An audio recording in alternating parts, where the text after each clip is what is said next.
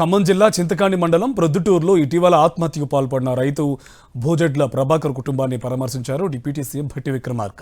ప్రభాకర్ కుటుంబానికి ప్రభుత్వం అండగా ఉంటుందని, పిల్లల చదువులకు ప్రభుత్వం నుంచి సహాయ సహకారాలు అందిస్తామని హామీ ఇచ్చారు.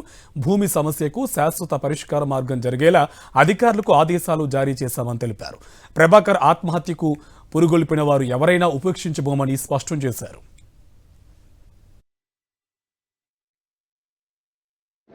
అందరూ నా వాళ్ళు. జరిగినటువంటి పొరపాటుకి ఎవరు కారణమైనా సరే ఎవరిని ఉపేక్షించేది లేదు, ఎవరిని వదిలిపెట్టేది.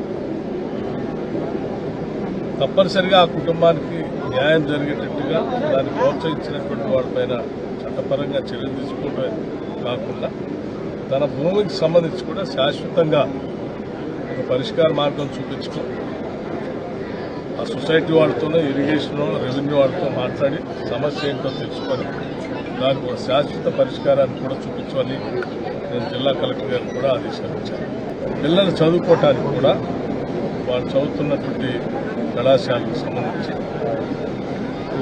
చదువుకోవడానికి కావాల్సినటువంటి సహాయ సహకారాలన్నీ కూడా ఏర్పాటు చేస్తానని చెప్పాను. పిల్లలు బాగా చదువుకోవాలని నేను మనస్ఫూర్తిగా కోరుకుంటున్నాను. వాళ్ళు చదువుకున్నంత కాలం వాళ్ళని చదివించుకోవడం ప్రయత్నం చేస్తాను. ఇట్లా ఏ ఇబ్బంది.